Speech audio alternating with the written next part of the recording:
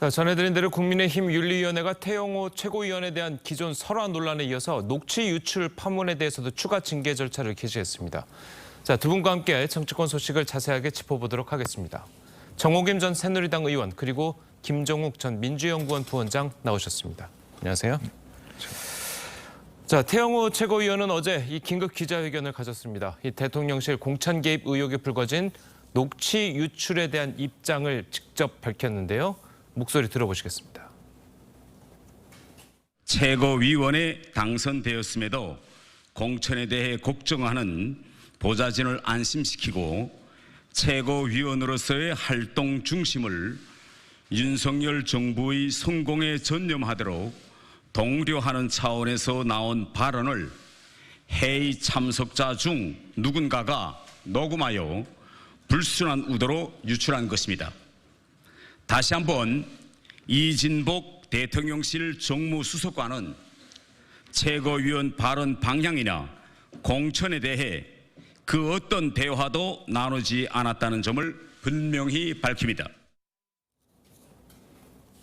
자, 들으신 것처럼 태영호 최고위원은 논란이 된 녹취 내용은 공천을 걱정하는 보좌진을 안심시키려는 의도에서 나온 발언이었다. 자, 공천 개입 의혹을 강하게 부인을 했습니다. 자, 이거는 뭐 당이 태영호 최고위원에 대한 이 녹취록 파문을 상당히 중요하게 보고 있다. 이런 걸로 봐도 되는 거겠죠? 굉장히 엄중하죠. 왜냐하면은 국회의원인데 보좌진들을 독려하기 위해서 일단 거짓말을 한 건데 그것보다 더 심각한 거는 그 거짓말의 내용이 결국은 대통령실에서 공천 개입한 것 같다라는 인상을 깊이 줄 수 있는 거짓말을 했다는 거잖아요. 진실이 무엇인지는 모르겠지만 지금 그것 때문에 야당으로부터도 공격을 받는 상황이기 때문에 아마 국민의힘에서는 태영호 의원이 마치도 대통령실의 당무 개입 내지는 공천 개입을 암시하는 것 같은 그러한 이야기를 함으로써 상당히 위중한 상황을 만들었다. 그래서 징계해야 된다라는 입장인 것 같습니다. 예. 자, 그러면은 이 사안이 굉장히 심각한 것 같은데 민주당에서는 이 사안은 어떻게 보고 있습니까? 일단 핵심적으로 이 문제 같은 경우는 뭐 말씀하신 것처럼 대통령실이 관여할 수 없는 당무 개입. 근데 그 중에서도 핵심적인 문제는 공천을 어떤 매개로 해서 일종의 대통령실이 요구하는 사항을 최고위원에게 인풋한 내용들이 되거든요. 매우 안 좋은 내용이죠. 그래서 핵심적으로 이제 이유가 뭐냐면 대통령에게 불똥이 튈 수 있는 내용입니다. 이건 왜냐하면 당무 개입이라고 얘기하는 건 박근혜 전 대통령 같은 경우 소위 이 탄핵 심판 과정에서 법원에서 판결을 받아서 2년 유죄를 받았어요. 근데 이걸 누가 수사했느냐? 그 당시에 예를 들면 현 대통령이 수사를 한 내용이고요. 법무부 장관이 가장 핵심적으로 이 사건에 대해서 수사를 한 상황입니다. 이 사건을 그대로 내버려 두게 되면 본인, 그러니까 대통령 스스로가 제기했던 불법적인 사항들을 대통령실이 행했다는 내용밖에 안 되기 때문에 가장 중대한 문제이고요. 또 하나는 당무 개입 문제도 마찬가지인데요. 공무원의 정치적인 중립 위반 사항인데요. 이건 국민의힘이 과거에 노무현 대통령을 탄핵했던 사유 중에 하나예요. 이 두 가지 문제가 되게 중대한 거죠. 이제 거기다가 소위 이진복 수석의 내용이 사실이라면 공천권을 누가 갖고 있느냐? 당이 갖고 있는 게 아니에요. 대통령이 갖고 있다는 얘기밖에 안 되는 내용이거든요. 내용이 그런 거잖아요. 매번 대통령한테 보고할 때 오늘 이렇게 했습니다라고 정상적으로 들어가면 공천 문제 그거 신경 쓸 필요 없어라고 얘기하는 건 공천권이 대통령에게 있다는 얘기밖에 안 되는 상황이에요. 저는 이 문제에 대해서 국민의힘이 빨리 매듭을 짓지 않게 된다면 그 불똥은 바로 대통령에게 직결될 수 있기 때문에 아마 그런 측면에서 일종의 꼬리 자르기가 아닌가 생각이 듭니다. 어쨌든 지금은 국민의힘이나 아니면 대통령실 입장은 대통령실에서는 이런 얘기를 전혀 한 바가 없고 태영호 의원이 이제 보좌진을 안심시키기 위해서 한 발언이다. 자, 이것이 지금 양측의 이제 공통된 의견이기 때문에 좀 더 이제 사안은 좀 지켜봐야겠지만 좀 두고 봐야 됐을 것 같습니다. 자, 김기현 대표가 또 그래서 윤리위에 이 녹취 관련 논란을 태영호 최고위원의 기존 징계 사항과 함께 심사해달라. 자, 이렇게 이야기한 부분이 있는데요. 자, 관련 이야기 직접 들어보시겠습니다. 태영호 최고위원의 녹취록 관련 징계 안건을 의결했습니다. 다음 주 월요일 오후 4시 회의에서 기존 징계 안건과 병합해서 심리하기로. 병합 요청하신 좀 이유가 좀 이게 뭔가 지금 심각하다 이렇게 판단하신 건지. 그러니까 실제로 그 정무수석이 하지 않은 말을 한 것처럼 본인이 과장해서 표현한 것이 불필요한 오해를 일으켜서 그 때문에 상당한 부담을 당해주게 되었다 하는 점에 대해서 평가를 해야 된 것이 아니었습니다. 사실 이 녹취록 파문 이전만 하더라도 이 태영호 의원은 징계 수위가 그렇게 높지는 않을 것이다. 그 김채건 의원에 비해서 징계 수위가 그렇게 높지는 않을 것이다라고 이제 전문가들이나 뭐 당내에서 예상들이 나왔었는데 이번 녹취록 파문으로 완전히 분위기가 바뀌지 않았습니까? 굉장히 심각해졌죠. 사실은 그 4.3에 대한 태영호 의원의 발언이라든지 또 김구 선생, 물론 요번에 이 징계 대상에 김구 선생 발언은 포함되지 않았습니다만은 이 자체가 상당히 사회적인 논란을 일으키는 발언이었습니다. 그런데 또 그 보수 우파 일각에서는 그 태영호 의원의 발언에 또 동조하는 목소리도 특히 강성 지지자들 사이에 있었던 것 같습니다. 그런데 이 지금 녹취록과 관련해 가지고는 조금 전에 김 교수 말씀하셨듯이 과거 그 박근혜 정부 당시에 그 당무 개입이라든지 여러 가지를 상기시키는, 그리고 그 당시 이제 그 기소 주체가 바로 윤석열 중앙지검장이었다. 뭐 이런 식으로 지금 야당에서 공격이 들어오지 않습니까? 그렇기 때문에 이것을 얼른 불을 끄지 않으면 안 되겠다라는 그런 그 엄중함을 당 지도부가 지금 인식하고 있다라는 것인데요. 저는 태영호 의원이 이제 일반 국회의원하고는 조금 다른 배경을 가지고 있지 않습니까? 탈북한, 그리고 북한의 고위직에 있었고, 그래서 대한민국에서 정치를 배우는 과정에서 상당히 그 학습 그 과정에서 뭔가 결절점이 있었다라고 저 개인적으로 생각을 하거든요. 근데 향후에 태영호 의원이 이제 중징계를 받게 되면 태 의원이 어떤 태도로 나갈지 그것도 주목해서 볼 부분이다. 저는 개인적으로 조심스럽지만 그렇게 생각하고 있습니다. 태영호 의원이 이제 기자회견에서 아까 저희가 이제 보여드리지는 않았지만 끝까지 뭐 범인을 색출하겠다 이런 발언을 했어요. 자, 그게 도움이 될까요? 아니 근데 범인을 색출한다 그러는데 이게 보좌관들한테 한 얘기라고 했잖아요. 그러니까 태영호 의원과 정무수석 간의 대화가 아니지 않습니까? 태영호 의원이 아마 자기 사무실에서 보좌관들을 앉혀놓고 한 얘기인 것 같은데, 만약에 이게 유출이 됐다면 그중에 한 사람이 유출을 했을 가능성이 있다라는 합리적인 의심이 들거든요. 그러면은 그 보좌관 중에 한 명이라면 그 사람은 대화의 상대자였기 때문에 이건 도청이 아닙니다. 그렇기 때문에 이걸 색출해가지고 법적으로 어떤 그 조처를 취하기가 간단치는 않을 거라고 생각을 하고요. 지금 색출이 문제가 아니라 그런 말을 한 자기 자신의 성찰이 우선 아닐까 이런 생각이 듭니다. 예전에 이제 그 의원을 하셨으니까 보좌진들 데리고 많이 회의를 하시지 않으셨습니까? 그 당시에 이제 보좌진들이 보면 보통 이제 뭐 메모들을 많이 할 텐데 음성 녹음을 하는 뭐 보좌진들 뭐 이런 부분도 있어 보니까 어떻습니까? 음성 녹음을 했는지 안 했는지 제가 모르겠지만 보통 일반적인 상식으로는 음성 녹음을 할 것 같지는 않은데요. 만약에 이것이 같이 대화를 했던 보좌진들 사이에서 유출된 게 아니고 누군가가 뭐 복도에서 내지는 벽을 향해서 귀대기를 해가지고선 했다면 이거는 이제 물론 색출해야 될 대상이겠죠. 그런데 일반적으로 이걸 녹음을 했다라는 게 상식적으로는, 그리고 사실 의원과 보좌진들은 상당히 끈끈한 유기적 관계를 유지해야 되는 상황인데 저도 그 이유가 궁금한 사람 중에 한 사람입니다. 알겠습니다. 자, 그리고 조금 다른 이야기를 좀 해보면요. 그 윤석열 대통령과 여당 지도부의 만찬에서 갑자기 이제 문재인 전 대통령의 2017년 중국 방문 당시 혼밥 논란이 있지 않았습니까? 자, 이게 언급됐다고 좀 이야기들이 나오고 있어요.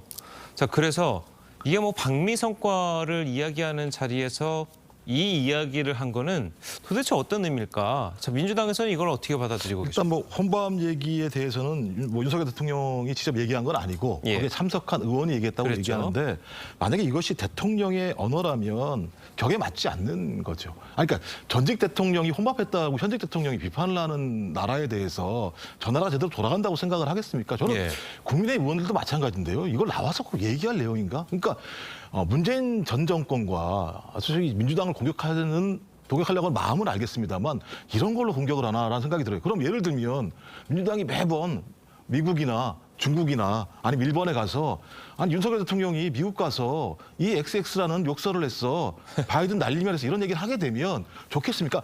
계속 초당적 외교를 주장하시는 대통령실과 국민의힘이 저런 식으로 전직 대통령을 비판한다라고 하는 건 자기 스스로의 논거에도 어긋나고 외교를 해서 좋지 않은 부분들이에요. 그리고 혼밥 논란도 마찬가지입니다만 제대로 확인되지 않은 내용도 대단히 많이 있어요. 전 그래서 아무리 밉고 싫다고 하더라도 진짜 집권 여당이라면 그리고 대통령이 국가를 책임지는 어떤 위치에 있다고 얘기한다면 이런 식의 언어를 말씀하시는 건 온당하지 않다고 생각합니다.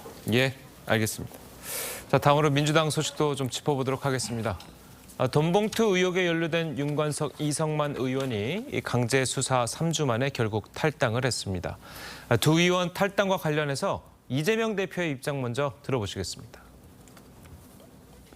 윤관석, 이성만 의원 자진 탈당했는데 이분이 직접 설득하시면 안 될까요? 본인들이 결단하신 겁니다. 탈당 관련해서는 받아들이고 다른 입장도 있으셨는데 당선으로 제안을 하신 게 있으신가요? 우리 태영호 의원의 그 녹취 문제는 어떻게 돼갑니까? 그 명백한 범죄 행위로 보이시던데. 그럼 검찰 수사가 진행된 다음에 탈당을 해야 된다는 의견도 있었는데요. 또한 여기 내려가시겠습니다. 태영호 사건을 검찰이 수사를 한다고 해요? 원래 의무적 수사 상황이라고 하던데. 아쉽고 안타까움 또 뭐 이렇게 끝까지 갖지 못하는 것에 대한 뭐 미안함 뭐 이런 말씀들을 많이 하셨습니다. 그리고 또 결단해 주신 것에 대해서 감사하다는 표시 그런 말씀들을 하셨습니다. 자, 뭐 이재명 대표는 이제 본인들의 결단이었다 이렇게 선을 그었지만 사실 이 그 두 의원이 탈당을 발표한 게 이제 최고위원회 안에서 이제 회의를 좀 하다가 끝나고 바로 나와서 기자들한테 탈당 발표를 하지 않았습니까? 그래서 이제 뭐 기자들 사이에서 그리고 또 다른 쪽에서는 이 안에서 좀 탈당 종용을 받은 것 아니냐. 자, 이런 의심을 좀 했었거든요. 어떻게 보십니까? 관전자 입장에서 언론 보도를 가지고 정리를 하자면 결국 출당 압력이 있다 보니까 본인들이 탈당을 하는데 탈당하는 본인들이 자신들의 결단이라고 하기에는 불만이 가득한 그런 상황이지 않았습니까? 그런데 이재명 대표는 본인들의 결단이라고 얘기하면서 또 한쪽에서 무슨 얘기를 하냐면은 대표 측에서 미안하고 감사한 마음이다 이렇게 얘기를 했다는 거예요. 예. 그거는 지금 그 이재명 대표의 그 사법 리스크가 얼마나 지금 그 압박을 가하고 있는지를 볼 수 있는 부분이고요. 이 탈당 외에도 어제 그 민주당 내 의총이 과거와는 다르게 상당히 활발한 토론의 장이 되었다라고 합니다. 그거는 새로운 원내대표 체제가 들어서면서 민주당이 바뀌고 있다라는 것이거든요. 예. 그러니까는 이재명 대표가 여기서 왜 그런 얘기 하잖아요. 탈당 그 윤관석, 이성만 탈당 얘기를 물으니까 태용호는요 이렇게 묻는 거 아니겠습니까? 또 얼마 전에는 김연아는요, 뭐 박순재는요 그랬는데요. 정말 이재명 대표가 정치인으로서 양심이 있다면 거기서 이렇게 질문을 해야 될 것 같아요. 저는요. 이재명은요. 이렇게 해야 이게 정상 아닙니까? 그러다 보니까는 민주당 내에서도 지금 이재명 대표는 탈당은커녕 아무 조처도 취하고 있지 않는 상황에서 과연 이 두 의원의 탈당에 대해서 이것이 상식적으로 국민들에게 이해가 가는가? 더군다나 이제 선거를 앞두고 있기 때문에 앞으로 이러한 그 민주당 내의 의원들의 압력은 더 가해지지 않을까 이런 생각이 듭니다. 알겠습니다. 자, 그리고 이제 계속해서 나오는 것이 이제 당원 80조 이야기가 나올 수밖에 없습니다.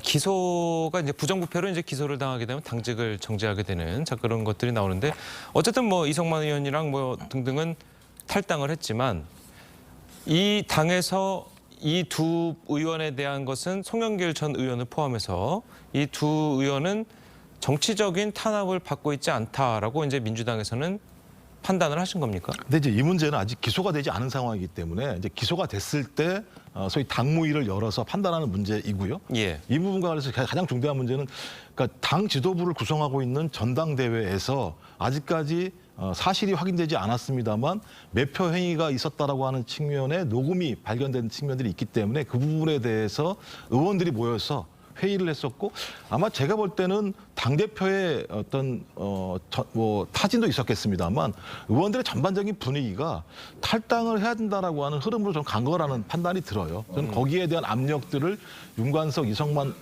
이 두 의원이 수용한 거라 생각이 들고 만약 윤관석, 이성만 의원이 이것마저도 수용하지 않는다면 제가 볼 때는 앞으로 민주당에서 다시 복당하거나 이런 것이 거의 불가능한 상황이기 때문에 그러니까 당원 80조 2항이라고 하는 정치 탄압 문제는 본인들이 주장하는 내용이라는 생각이 들고요. 이 부분이 예를 들면 작동을 하려면 검찰이 수사를 해서 기소를 해야 되는 상황이기 때문에 아마도 그때 가게 되면 그때 판단을 하겠죠. 하지만 지금 상황에서는 어떤 여론의 흐름 또는 당내 의원들의 흐름, 그다음에 당대표의 권유 이런 상황 때문에 했다는 생각이 들고요. 뭐 계속 말씀하시는 것처럼 국민의힘이 주장하는 것처럼 이재명 당대표 같은 경우도 이 문제와 관련해서 본인이 문신의 폭이 넓은 건 아닌 측면이 분명히 있죠. 좀 그렇다고 하더라도 이 부분이 직결돼서 예를 들면 왜 윤관석, 이성만 두 의원은 탈당을 하는데 이재명 당대표는 탈당하지 않느냐라고 문제 제기하는 건 타당하지 않다는 생각이 들어요. 왜냐하면 이미 그 전당대회를 통해서 77.7% 정도의 당원들이 찬성을 한 측면들은 이런 사건이 있음에도 불구하고 당신을 당대표로 우리가 인정할 거라는 측면이 분명히 있기 때문에 이 부분도 약간 좀 다르게 좀 봐야 되는 측면이 있는 것 같습니다. 그래도 일각에서는 두 의원이 이제 출당한 것과 관련해 아까 이제 기소가 되면은 네. 당무위가 열린다고 그러지 않았습니까? 그래서 아예 이제 기소가 되기 전에 출당을 시킴으로써 당무위 자체를 열지 않게 함으로써 그 이재명 대표와 비교되지 않기 위한 그런 포석이 아니냐. 자, 이런 비판도 나오거든요. 일단 그런 비판도 가능하다는 생각이 들긴 합니다만 저는 그 판단보다 더 중요한 문제는 여론의 지형이 상당히 안 좋다. 예. 그러니까 그 녹음 내용들을 보면서 송영길 전 당대표부터 시작해서 이성만 그다음에 윤관석 의원에 대한 여론이 매우 안 좋기 때문에 다 그런 얘기했어요. 왜 이렇게 늦게 조치하냐는 얘기가 되게 많았었잖아요. 늦더라도 빨리 이런 식으로 조치를 해야지만 당에 대한 타격이 적을 수밖에 없는 상황이고 또 반대로 이 문제와 관련해서 국민의힘도 다양한 문제들이 제기되고 있기 때문에 이 상황에서 같이 동일한 방식으로 이 문제를 끌고 갈 수 없다라고 하는 내부의 판단을 했다는 생각이 들고요. 예. 뭐 그런 판단들 때문에 아마 당대표 입장에서도 두 의원에게 뭐 미안한 마음이 들지 않았을까 이런 생각이 듭니다. 알겠습니다. 그래서 지금 정치권에서는 서로 당을 향해서 국민의힘에서는 뭐 태영호 의원, 민주당에서는 두 의원 서로 꼬리 자르기를 하는 것 아니냐 이게 서로 똑같은 비판들을 하고 있는 상황이거든요. 지금은 꼬리 자르기를 하는 게 가능하다고 생각할지 모르지만 이제 선거가 가까울수록 그게 쉽지 않다라는 것을 스스로 그래서 먼저 개혁을 하는 쪽이 상당히 유리한 고지를 점할 거라고 생각을 하고요. 예. 지금 이재명 대표가 전당대회를 통해서 뽑힌 대표이기 때문에 그렇다 그러는데 기소된 건 그 이후의 일이고요. 기소된 게 정치적 탄압이 아니라 시장 재직 시 자신의 비리 때문이라는 거는 누구나 다 알지 않습니까? 그래서 그게 여론조사에도 상당히 반영이 되는데 윤관석, 이성만의 경우는 지금 탈당하게 되면은 내년에 총선에 출마할 수 있을지 없을지도 불안한 상황입니다. 그럼에도 불구하고 그러니까 탈당하면서 불만이 가득 차 있는 입장일 수밖에 없는데요. 제가 이제 객관적으로 보자면은 민주당은 지금 비명계 의원이 원내대표가 되면서 그런 그 시스템으로 가다 보면은 개혁이 좀 더 수월해질지 모르겠습니다. 그게 의총에서의 그 난상 토론이 그 하나의 방증이라고 생각을 하거든요. 그렇기 때문에 국민의힘에서도 이제 징계를 통해서 뭔가 변화된 모습을 이제 보여주고자 하는 것일 거고 이것의 속도와 폭은 앞으로 시간이 갈수록 더 커지리라 생각합니다. 알겠습니다. 개혁을 가지고 아마 경쟁을 하겠죠. 알겠습니다. 자, 그리고 민주당 내에서 안민석 의원의 발언이 갑자기 집중을 받고 있습니다. 직접 들어보시겠습니다. 음주운전 전과자나 사기 전과자, 심지어 불륜을 저지르고도 남의 가정을 파괴한 그런 분들도 뭐 선거에 앞으로 출마하겠다고 주민들에게 행세를 하고 있거든요. 이런 분들이 출마하지 못하도록 당이 쐐기를 박아야 된다고 생각합니다. 그래서 도덕성을 회복하는 그런 계기로 삼자. 저는 그렇게 생각합니다. 자, 물론 이 안민석 의원의 말은 굉장히 타당한 말입니다. 모두 처음부터 끝까지 봤을 때 뭐 당연한 말인데 그런데 이 일각에서 음주운전 전과자를 이야기라는 걸 두고 이재명 대표를 겨냥한 것 아니냐. 자, 이런 이야기가 나오거든요. 하여튼 제가 볼 때는 기승전 이재명이 되는 상황인데 뭐 예를 들면 안민석 의원 같은 경우는 좀 인터뷰를 좀 줄였으면 좋겠어요. 안민석 의원 나오셔가지고 인터뷰에서 좋은 사례들이 별로 많지 않아요. 민주당을 위해서. 근데 말씀하신 것처럼 이재명 당대표 음주운전 했죠. 제가 2004 2014년 일입니다. 예. 20년 전 일인데요. 그리고 이 문제에 관해서 본인이 상황 설명을 했었고 사과도 했었다고 생각이 들고요. 이거 처음 아닙니다. 선거 때마다 이재명 당대표는 음주운전 문제가 있었고 그다음에 뭐 여배우 때문에 논란이 많았었는데 뭐 여배우 문제 같은 경우는 이미 무죄가 판결됐기 때문에 무죄가 판결된 사안 가지고 문제 제기하는 건 전 더 문제가 있다는 생각이 들긴 합니다만 또 국민의힘도 마찬가지입니다. 뭐 이런 사안이 나올 때마다 최고위원들이 나와서 막 이재명 당대표를 공격을 하는데요. 뭐 공격할 수 있다고 생각합니다. 하지만 지금 제일 저 중요한 문제는 경제 문제고 민생 문제입니다. 제가 볼 때는 좀 국민의힘이 이재명 당대표 공격하는 거 절반만큼만 좀 경제 문제에 대해서 좀 고민해 줬으면 좋겠습니다. 혹시 하실 말씀 있으신가요? 음주운전, 사기 전과 불륜이잖아요. 다른 사람도 아닌 안민석 의원의 입에서 그런 말이 나오다 보니까는 흥미롭게 보는 것 같습니다. 제가 볼 때 본인이 이재명 대표를 콕 찍어서 생각하면서 한 말은 아닌데 하고 나서 입을 다시 틀어막을 수도 없고 하면서 굉장히 당황해하지 않았을까 이런 생각도 드는데요. 정치권에서는 그걸 어떤 식으로 포장을 하든 아마 사회적으로 많은 유권자들은 그걸 연상했을 것이다라고 생각을 하게 됩니다. 알겠습니다. 자, 오늘 두 분 말씀은 여기까지 듣겠습니다. 잘 들었습니다. 고맙습니다.